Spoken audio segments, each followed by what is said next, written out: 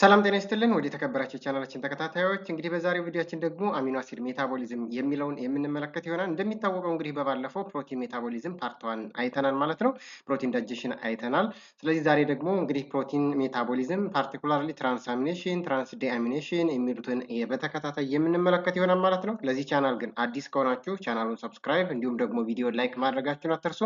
ሶ ሌትስ ትራይ ቱ ፕሮሲድ አወር ዲስከሽንስ ራይት። ሶ አሚኖ አሲድ ሜታቦሊዝም Amino acid metabolism refers to the biochemical pathways that produce, break down and uses amino acids ማለት ነው። እንግዲህ አሚኖ አሲድ ሜታቦሊዝም ስንል ጀነራሊ ብሬክዳውንስ ኦፍ አሚኖ አሲድስ እንዲሁም ደግሞ ዩቲላይዜሽንስ ኦፍ አሚኖ አሲድስ as well as synthesis of amino acidን ያካትታል ማለት ነው። therefore the body uses amino acid to make proteins. Therefore this amino acids are very important building blocks of a protein, and they are the precursors for enzymes because enzymes are a proteins, and amino acids are very important for synthesis of the peptide hormones. Amino acids, particularly glucogenic amino acids, are the precursor for glucose synthesis and other important nitrogen containing compounds. Good. So protein synthesis and degradations are both essential for maintenance of homeostasis of the body, particularly to maintain the normal levels of amino acids. Okay, amino acid pool, it is the total amount of amino acids from the diet, from protein recycling and non-essential amino acids produced by the body through metabolic process or metabolic pathways. That is why amino acid pool ተብሎ ይጠራል ማለት ነው።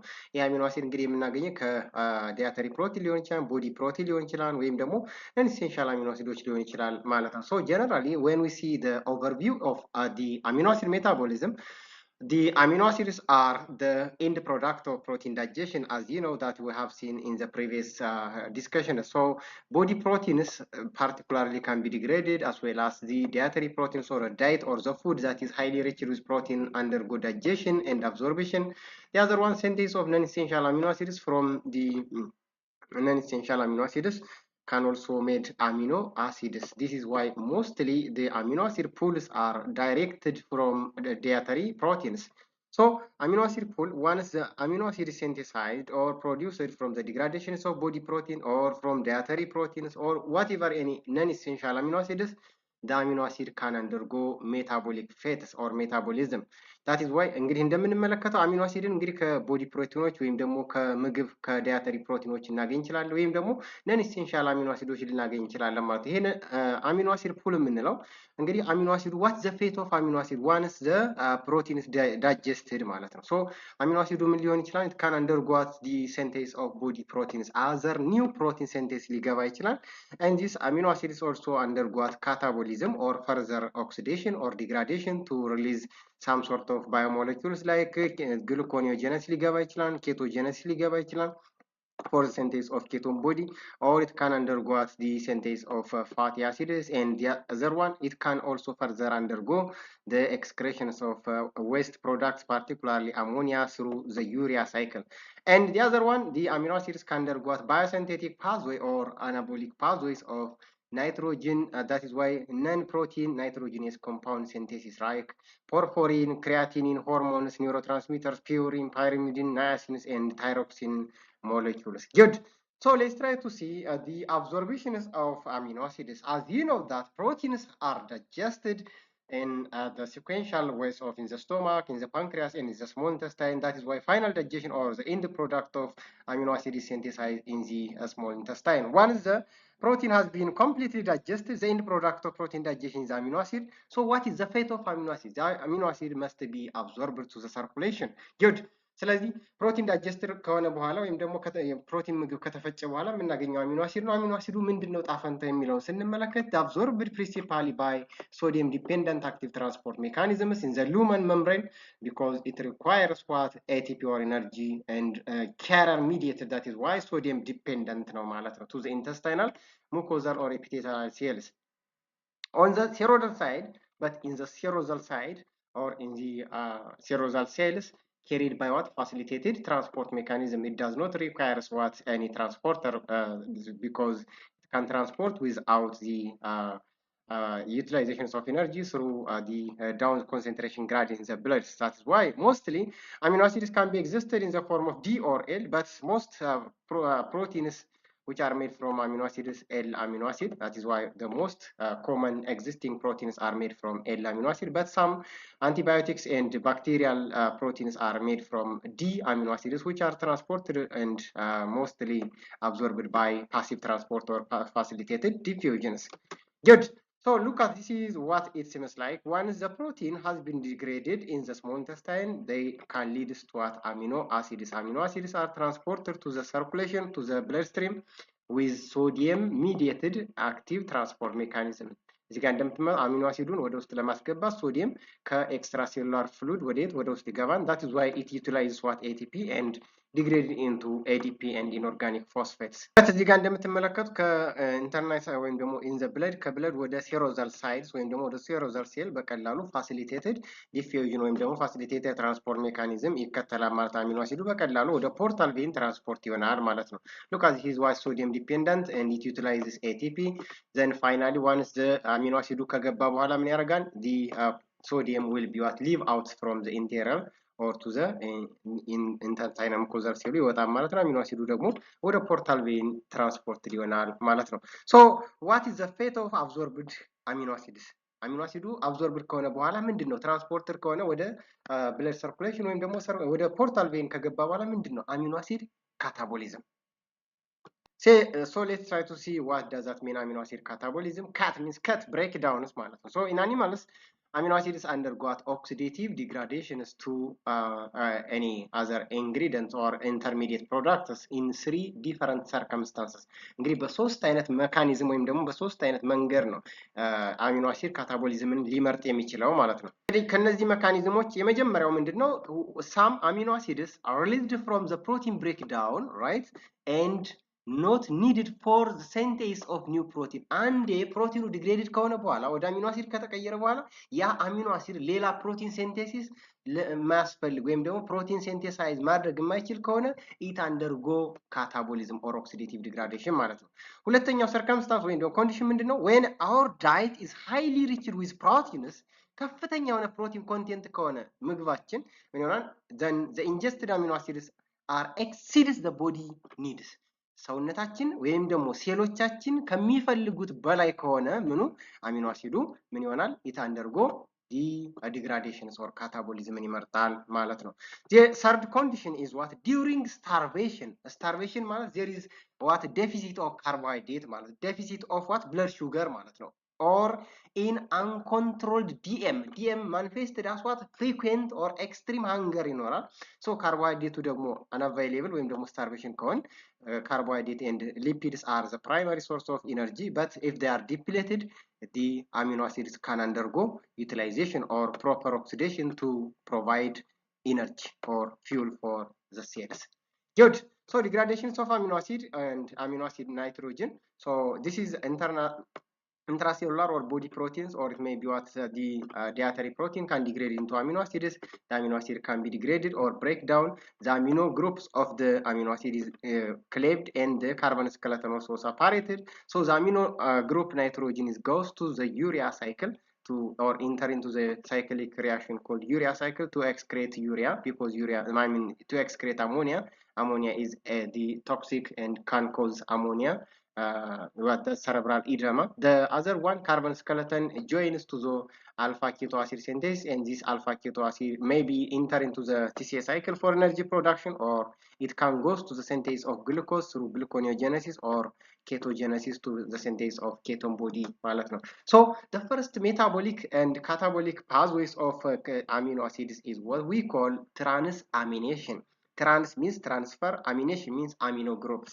So transamination is the transfer of amino group from a particular or from an amino acid to a keto acids, and within the productions of keto acid from amino acid and amino acid from a keto acid respectively ማለት ነው። እንግዲህ አሚኖ ግሩፑን ከአሚኖ አሲዱ ወደ ኬቶ አሲድ ትራንስፈር ማድረግ ነው። there is no loss of amino groups, but this is what we call transfer of amino groups. So this metabolic pathways of amino acid is the first steps in catabolisms of most L amino acids, because most proteins are joined or formed as a result of L amino acids and they reaches in the liver. So nitrogen is transferred as amino groups from the original amino acid to the respective keto acids called alpha ketoglutarate. forming glutamate. That is why ይሄ alpha ketoglutarate አለ alpha ketoglutarate ደግሞ አሚኖ ግሩፕ ካገኘ ወይም ደግሞ አሚኖ ግሩፕ ከጨመረ NH2 ግሩፕ ማለት ነው it forms amino acids keto acid ወደ amino acid ይቀየራል whereas the original amino acid once it donates the amino group it becomes what keto acid called alpha keto acids እንለዋለን ማለት ነው so in this case in transamination reaction there is no what free ammonia is not lost or produced only transfer of amino groups look at there is no net loss of amino group in the transamination so the enzyme responsible to catalyze the transamination reaction we call transaminase enzymes or amino transferase enzyme እንላቸው transfer of amino groups or amino transferase እንላቸዋለን particularly the cell contains different types of amino transferase alanine aminotransferase, aspartate aminotransferase, and so forth are the best example. So this is a keto, alpha ketoglutarate, the keto acid. Here is also the amino acids, what we call glutamate or particularly amino acids, which is a donor of amino group ለኬቶ አሲዱ ይሰጣል ማለት ነው። አሚኖ አሲዱ ወደ ኬቶ አሲዱ አሚኖ ግሩፕ ከሰጠ በኋላ ኬቶ አሲዱ ወደ ምን ወደ አሚኖ አሲድ ይቀየራል። አሚኖ አሲድ የነበረው ደግሞ ወደ ምን ወደ ኬቶ አሲድ ይቀየራል። that is why the transfer of amino group from an amino acid to a keto acid and vice versa ማለት ነው. So the glutamate then functions as a common amino group donors. Glutamate amino acid is also considered to be universal donors of amino group or NH group during transamination reaction or from the biosynthetic pathways as well as excretion pathways ማለት ነው. So this transamination takes place in the cytosol of the cytoplasm, particularly in the liver, in the kidneys, skeletal muscles, and cardiac as well as in the brains. So almost all amino acids undergo transamination except those which have an amino group which is sterically hindered, steric hindrance ያላቸው like in the lysine, proline amino acid, and threonine amino acid does not undergo transamination to provide or to donate or to undergo catabolisms of an amino acid. So 3 keto acids are predominantly participate in transamination reaction የምንላቸው alpha ketoglutarate which is once it gains or which accepts the amino group ካገኘ በኋላ keto acid ነው ወደ ምን ይቀየራል ማለት ነው ወደ alpha ketoglutarate ይቀየራል oxaloacetate is an intermediate of the TCA cycle and once it gains or donates or accepts the amino group it becomes what aspartate amino acid pyruvate is a keto acid that is the end product of glycolysis once it accepts amino group it becomes alanine amino acids. So the two prominent and common types of transaminase enzymes are aspartate aminotransferase and that of alanine aminotransferase. So when we see the aspartate aminotransferase catalyze the transfer of amino group from a particular amino acid called aspartate to alpha ketoglutarate. Don't forget it that alpha ketoglutarate is the universal acceptors of amino group during transamination reaction and it forms what glutamate amino acids. Glutamate amino acid is glutamate is also the universal donors of amino group. ስለዚህ እዚህ ጋር aspartate aminotransferase ወይም ደግሞ aspartate transaminase ስንል ምንድነው aspartate amino acid ላይ aspartate amino acid ምንድነው the donors of amino groupን ለማን ይሰጣል ለዩኒቨርሳል አክሰፕተሩ ማን ነው alpha ketoglutarate keto acid ነው ስለዚህ ይሄ amino group ወደ alpha ketoglutarate ስንሰጠው alpha ketoglutarate የነበረው ወደ ምን ይቀየራል ወደ ግሉታሜት አሚኖ አሲድ ይቀየራል ወይም ደግሞ አሚኖ አሲድ ይሆናል ማለት ነው ኬቶ አሲድ የነበረው አሚኖ አሲዱ ከሰጠ በኋላ ደግሞ የሚፈጠረው ይሄ ምን ይባላል ኬቶ አሲዱ ምን ተብሎ ይጠራል ኦክዛሎ አስቴት ነው ማለት ነው so the transamination reaction can be catalyzed by aspartate transaminase enzyme which requires the coenzyme the pyridoxal phosphate ማለት ነው so the other common types of transaminase enzyme is alanine transaminase enzyme which reversibly catalyzes the transfer of amino group from alanine amino acid to a universal acceptor of amino group called alpha ketoglutarate then it forms glutamate plus pyruvate keto acids so እዚህ ጋር እንደምትመለከቱት አላኒን አሚኖ አሲድ አለ አላኒን አሚኖ አሲድ ምንድነው የአሚኖ ግሩፕ ዶነር ነው ለምን ይሰጣል ለዩኒቨርሳል አሚኖ ግሩፕ አክሰፕተሩ አልፋ ኬቶግሉታሬት ነው አልፋ ኬቶግሉታሬት ከተቀበለ በኋላ ወደ ምን ይቀየራል ወደ ግሉታሜት አሚኖ አሲድ እዚህ ጋር ደግሞ አላኒን አሚኖ አሲድ የነበረው ከሰጠ በኋላ ወይም ደግሞ አሚኖ ግሩፑን ካጣ በኋላ የሚገኘው ዲፓይሩቬት ኬቶ አሲድ ነው ማለት ነው which is catalyzed by alanine transaminase enzyme which requires what pyridoxal phosphate or vitamin B6 as coenzymes ማለት ነው so what is the importance of transamination ስንል clinical importance ምንድነው ይሄ transamination ስንል mostly እነዚህ alanine transaminase እና aspartate transaminase they are elevated levels of transaminase in the blood indicates some diagnostic markers particularly elevated levels of AST alone suggests damage to the cardiac cells, skeletal muscles, and the kidney. Whereas the increment in the solely ALT, which is the markers of what's the hepatocyte or in the more liver marker enzyme nature. So utilized to generate energy, particularly they are very important to generate energy as well as biosynthesis of non-essential amino acids and formations of keto acids, particularly from amino acids, right? So the transfer of amino group from any amino acid to a keto acid and forms glutamate amino acids, which are major and common the amino acids which undergo oxidative deaminations. So provides the link between carbohydrate metabolism, protein metabolism, and that of fat metabolisms. Good. So the next catabolic reactions or metabolism reactions of the amino acids are we call oxidative deamination. D ማለት removal. Amination means amino group or oxidative oxidation followed by removal of an amino group, right? ቅድም እንደናየነው transamination ማለት transfer ነው። እዚህ ጋር ግን deamination ማለት cleavage or removal of amino group ማለት ነው. That is why you can define it the complete removal of amino group from an amino acid to form a free ammonia where the amino groups from many of the alpha amino acids are collected in the liver to form an amino groups of what? Glutamate. This glutamate is a universal amino group donor where to the keto acids. The keto acid becomes one amino acid. So the amino groups must next be what? Removed from the glutamate to prepare them for excretion because ammonia is toxic for our brains. Particularly it can cause what? Ammonia encephalopathy. So hyperammonemia. Glutamate is a unique amino acid which is described as undergo what? Oxidative deaminations catalyzed by the enzyme glutamate dehydrogenase enzymes. Good. So oxidative deamination, that is oxidation followed by what? Deamination. Oxidation means removal of hydrogen from a particular species or a particular chemical groups ማለት ነው chemical compounds ማለት ነው so deamination means removal of amino groups or the amino group which is liberated as free ammonia and gives alpha keto acids and ammonia reversibly excreted from the body እዚህ ጋር እንደምንመለከተው ከምን carboxyl group hydrogen and amino groups of the amino acids can be cleaved as the form of ammonia.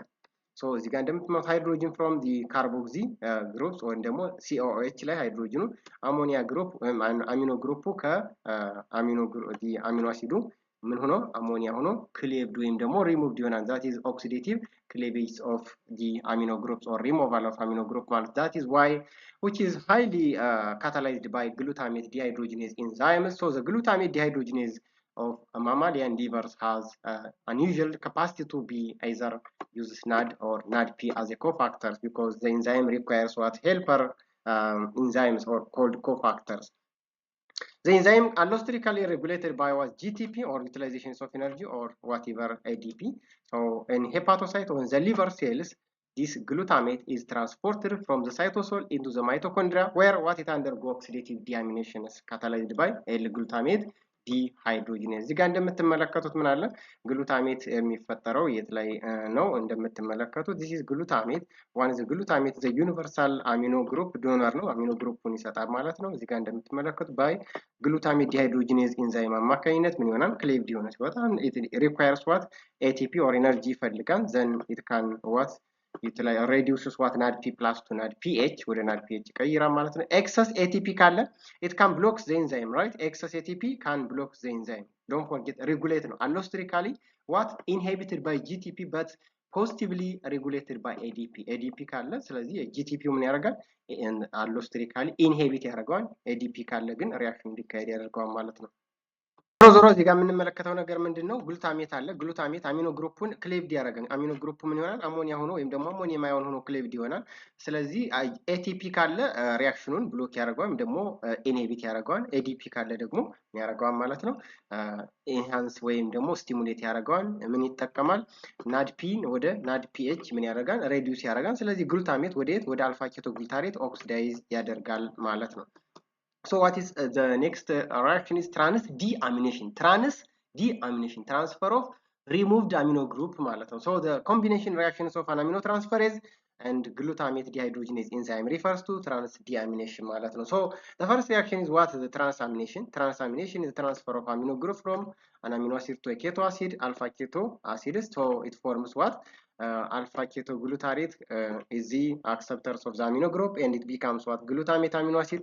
Glutamate amino acid is the only amino acid undergo the oxidative ዲያሚኔሽን እንደምትመለከቱት ግሉታሜት አሚኖ አሲድ ከአልፋ ኬቶ ግሉታሬት የመጣው አሚኖ አሲድ በግሉታሜት ዲሃይድሮጂኔዝ ኤንዛይም አማካኝነት ወደ ምን ወደ አሞኒያ ወይም ደግሞ አሚኖ ግሩፑን ክሌቭድ አድርጎ አሞኒያ ያስወጣል ማለት ነው። ሶ ትራንስፖርት ኦፍ አሚኖ አሞኒያ ዋንስ አሞኒያ ኢዝ ክሌቭድ ኦር ፕሮዲውስድ ፍሮም ዘ oxidative deaminations of an amino acid, what is the fate of that ammonia? It must be transported to the liver. So two mechanisms are available in humans for transport of the ammonia from the peripheral tissue, that's what, to the peripheral tissue to that of the liver for ultimate convergence of the urea, because ammonia is toxic. So the first found in most tissue is used glutamine synthetase enzyme, which is combined to ammonia to form glutamate.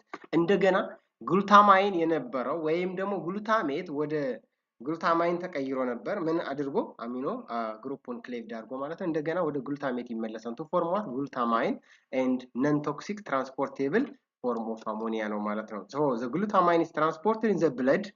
The glutamine is easily transported to the liver, in the blood towards the liver, where it can cleaved by glutaminase enzyme to produce again into what? Glutamate and free ammonia ማለት ነው።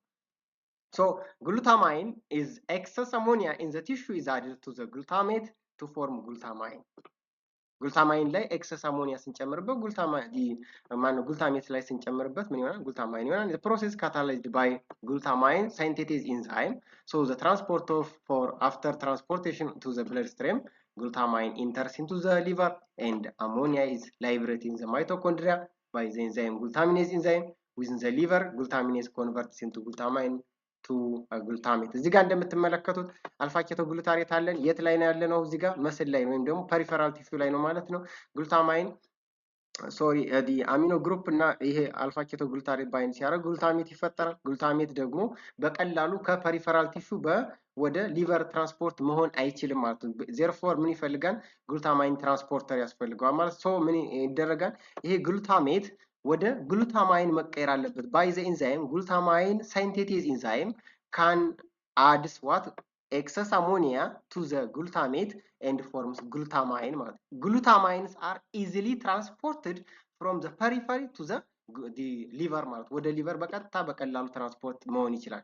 ለምንድን ነው ግሉታሜትን ወደ ግሉታማይን መቀየር ያስፈለገው? ግሉታሜት ኢዚሊ ክሮስ አድርጎ በብለድ ሰርኩሌሽን አድርጎ ወደ ሊቨር መሄድ ስለማይችል ማለት ነው። ስለዚህ ወደ ግሉታማይን ከተቀየረ በኋላ ወደ ሊቨር ትራንስፖርት ይሆናል። ዋንስ ዲስ ግሉታማይን ኢዝ ትራንስፖርትድ ፍሮም ፐሪፈራል ቲሹ ቱ ዘ ሊቨር it can reduce to what? Glutamate. እንደገና ወደ ግሉታሜት ይመለሳል። ምን በማድረግ ክሊቬጅ ኦር ሪሞቨር ኦፍ አሚኖ ግሩፑን ባይ ግሉታሚኔዝ ኢንዛይም አማካኝነት አሚኖ ግሩፑ ከግሉታማይን ሲወጣ ግሉታሜት ይሆናል ማለት ነው። ደን ግሉታሜት ባይ ግሉታሜት ዲሃይድሮጂኔዝ ኢንዛይም አማካኝነት ደግሞ ፈርዘር ወደ አሚኖ ግሩፕ እና ወደ ኬቶ አሲድ አልፋ ኬቶ ግሉታሬት ይቀየራል። አሚኖ ግሩፕ ወይም ደግሞ አሞኒያው እዚህ ጋር የተፈጠረው ግሉታሚን ላይ ሪሙቭድ የሆነው ሁለቱ አሞኒያ ወዴት ይገባሉ? ወደ ዩሪያ ሳይክል ይገባሉ። ለምን? አሞኒያ is transported to the liver and it can integrate or link into the urea cycle in the liver because the urea cycle is solely takes place in the liver. Good. So the glutamine cycle ምንለው glutamine serves as what a transporter vehicle for the ammonia from the brain to the kidney or to the liver እንግዲህ ትራንስፖርት የሚያደርግልን ነው ማለት ነው። So the glutaminase reaction is particularly important in the kidney where the ammonium ion produced is excreted directly into the urine as a buffer. እዚህ ጋር እንደምትመለከቱት ምን አለ? in the brain there is glutamine synthetase አለ. that is why glutamate እዚህ ጋር እንደምትመለከቱ once utilizing of ATP it goes to the synthesis of what? Glutamine can easily crosses or to the liver. then in the kidney ምን አለን ማለት? glutamine enzyme አለን. glutamine enzyme can the glutamine can be changed or cleaved the amino group from the glutamine and forms glutamate. Then it can be circulated. This cyclic reaction we call glutamine cycle እንለዋለን ማለት ነው። ለምን? That's why glutamine serves as a transporter vehicle while ammonia vehicle transports ammonia from the brain to the kidney from the brain to the kidney እዚህ ጋር እንደምታዩት አሞኒያን ከብሬን ወደ ኪድኒ ትራንስፖርት ያደርገዋል ማለት ነው። the glutamine is reaction particularly in the kidney ደግሞ ምን ይሆናል ማለት ነው? ammonium ion produced is excreted directly into the urine because ammonia can be easily excreted by the kidney ማለት ነው. so here transport mechanisms of the ammonia, the second transport mechanism used predominantly or permanently by the enzyme in the muscles. So involve transaminations of pyruvate, the end product of aerobic glycolysis to alanine. That is why alanine amino acid is the second transporter. The first transporter is glutamine. So alanine is transported to the liver by the blood where it is converted into pyruvate and again by transamination. So in the liver, pyruvate used to synthesize what glucose via gluconeogenesis, synthesis of glucose, synthesis of new glucose from non-carbohydrate precursor, which can be entered to the blood used by the muscle. The pathway is called as glucose alanine cycle. What does that mean? This alanine glucose cycle የምንለው ወይም ደግሞ glucose alanine cycle የምንለው ምንድን ነው? Alanine nitrogen is used for urea nitrogenous or urea synthesis. So this glucose alanine cycle is the protein is break down to what? Amino acids in the skeletal muscles during exercise, while this can give us an amino acid called alanine. This alanine is converted or released by the skeletal muscles and taken by the liver, so it can be converted into glucose. Then the cycle, it is cyclic reaction, and we call it glucose alanine cycle. እዚህ ጋር እንደምታዩት ምንድነው መስል ላይ ፕሮቲን ዲግሬድ ሲያደርግ ወይም ደግሞ ፕሮቲን ዲግራዴሽን ኦር ብራንችድ ቼይን ፋቲ አሚኖ አሲዶችን ዲግሬድ ሲያደርግ አሞኒያ ወይም ደግሞ አሚኖ ግሩፕ ይፈጠራል። ዘን ኢን ዘ መስል ዲ ኮንትራክታይል መስል ዩዝስ ዋት ግሉኮዝ anaerobically to provide pyruvate. Pyruvate can conjugate with ammonium or ammonium ions of the amino acid metabolism. Then pyruvate with ammonia will lead to the formations of the alanine amino acid. This alanine amino acid easily crosses the blood circulation to the liver or the liver ይገባል. Then this alanine amino acid can undergo oxidative cleavage of amino group ከወጣ በኋላ ወደ ግሉታሜት አሚኖ አሲድ ከሰጠ በኋላ ምን ይሆናል? then it becomes what? pyruvate, because alanine amino acid is an amino acid when it give us it is amino group 2 alpha ketoglutarate ለአልፋ ኬቶግሉታሬት አሚኖ ግሩፑን ከሰጠ በኋላ አልፋ ኬቶግሉታሬቱ ምን ይሆናል? ግሉታሜት ይሆናል ማለት ነው። ከዛ የቀረው ወይም ደግሞ ከአሚኖ ግሩፑ የቀረው አላኒን ምን ተብሎ ይጠራል? pyruvate goes to the synthesis of glucose through gluconeogenesis. Therefore glucose synthesis in the liver, whereas alanine synthesis in the muscle. This circular pathway or cyclic metabolic reaction we call it glucose alanine cycle. ስለዚህ ከአላኒን ግሉኮስ ሲንቴሳይዝ ይሆናል። ይሄ ግሉኮስ ደግሞ እንደገና ወደ መስል ኢዚሊ ትራንስፖርት ያደርግና ምን ያደርጋል? contractile muscles or externally muscle contraction is triggered by utilizations of the synthesized glucose through anaerobic glycolysis ማለት ነው. Good. So this sort of reaction we call it glucose alanine cycle. What is the fate of carbon skeletons of amino acids? The carbon skeletons are diverted to gluconeogenesis for glucose synthesis, as we have already mentioned, or it can undergo ketogenesis if they are ketogenic amino acid ከሆኑ ማለት ነው, and completely oxidized to carbon dioxide and waters as wastes. So some sort of keto acids like oxaloacetate, alpha ketoglutarate, pyruvate, succinyl-CoA, fumarate, and acetoacetyl-CoA, they are intermediates, what we call keto acids, which are directly what synthesized from the carbon skeletons of an amino acid. So ይሄንን ይመስላል ማለት እንደምትመለከቱት ለምሳሌ intermediates of the TCA cycle እነዚህ አሚኖ አሲዶች ለምሳሌ ብናይ isoleucine, leucine, threonine and tryptophan, they are undergo synthesis of acetyl-CoA. The other one alanine, cysteine, glycine, serine and threonines are goes to the synthesis of pyruvate.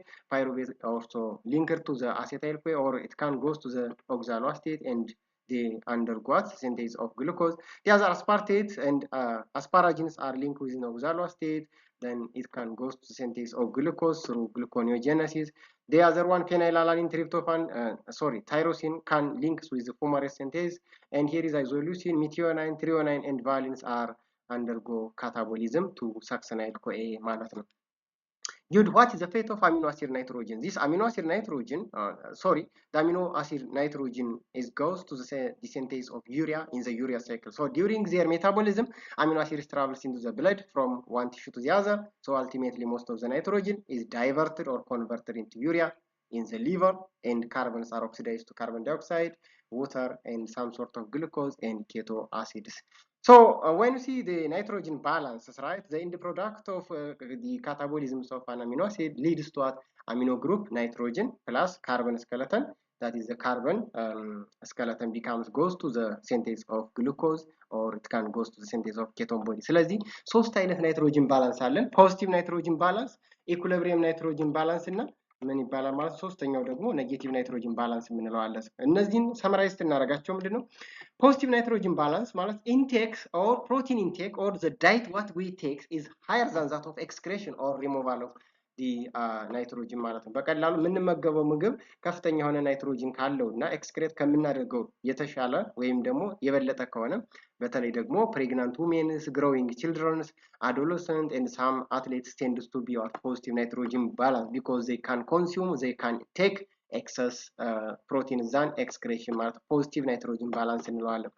ናይትሮጅን ቢካምስ ዋት ኢኩሊብሪየም ኢንቴክ ወይም ደግሞ ኢንጀስትድ ኢዝ ቢካምስ ኢኳል ዊዝ ዛት ኦፍ ኤክስክሬሽን ማለት ነው። የምንወስደው ከኤክስክሬት ከሚደረገው ተመሳሳይ ከሆነ ሄልዚ ኢንዲቪዥዋል ታይፒካሊ ኢዝ the most common examples of positive equilibrium nitrogen balance. The last and third type of the nitrogen balance is negative nitrogen balance. Intake ወይም ደግሞ የምንመገበው የወሰድነው ናይትሮጅን ከኤክስክሬሽኑ ሲያንስ ማለት ነው። that is why an individual who is experiencing what medical trauma, right, the surgery ሊሆን ይችላል or in a form of what any medical conditions or negative nitrogen balance ይሆናል ማለት ነው። እዚህ ጋር እንደምትመለከቱ የተለያየ ሜዲካል ኮንዲሽን ያለባቸው ሰዎች ናይትሮጅን ባላንሳቸው ኔጌቲቭ ገባል ማለት ነው። Okay, let's try to proceed to the next. That is why a major nitrogen wastes, because nitrogen is the end product of protein digestion. So the nitrogen component of the amino acid must be what excreted from our body. How it will be excreted? Excretory form of nitrogen. We have three forms of nitrogen excretion. One, ammonia. As ammonia can be excreted, that is ammoniotelic animals. አሞኒቶሊክ አኒማልስ እንላቸዋለን። አሞኒያን በቀላሉ ኤክስክሬት ማድረግ የሚችሉ ማለት ነው። እንደ vertebrates like aquatic organisms such as bony fishes and larvae of amphibians are easily excrete ammonia from amino acid degradation or oxidation ማለት ነው። The other one, urea. They can excrete urea organisms, urotelic or animals or urotelic organisms ተብለው ይጠራሉ። Many terrestrial organisms like sharks are excreting, including human beings, excretes what? Nitrogen from amino acid degradation as what? Urea. The other one, the components or the okay, the third excretory waste product of nitrogen waste are what? Uric acid ነው የሚሆነው። So uricotelic animals or uricotelic organism እንላቸዋለን like birds and reptiles are categorized as uricotelic organisms, so they can excrete nitrogen wastes from the amino acid degradation as what? Uric acid. So these organisms can be classified into three major excretory organisms ተብለው ይጠራሉ ማለት ነው። Ammonia has to be eliminated in the blood in the form of the three excretory wastes. So ammonia is toxic especially for central nervous system, particularly for neural cells, because it can react with alpha ketoglutarate and make it limiting of the energy in the TCA cycle. So ATP depletion can lead to some conditions or disorders in the neural cells or in the central nervous system, particularly in the brains. So liver damage or metabolic disorders associated with elevated ammonia that will lead to tremors, slurgy, speeches, what blurred visions, as well as coma and death are the consequence of excess ammonia in the blood. So normal concentrations of ammonia is ranged from 30 up to 60 micromolars, but exceeding this range becomes what? Toxic, and it can cause hyperammonemia. Okay, this is all about today's presentation. In the next, we will try to see the urea cycle የሚለውን እንመለከታለን ማለት ነው። ስለነበረ ቆይታ ከልብ እያመሰገን ስለዚህ ቪዲዮ እንግዲህ ለአዲስ ከሆናችሁ ግን ለቻናሉ ሰብስክራይብ ማድረጋችሁን አትርሱ። እንዲሁም ደግሞ ቪዲዮ ላይክ አድርጉ ማለት ነው። በቀጣይ ዩሪያ ሳይክል የሚለውን እንመለከታለን ማለት ነው።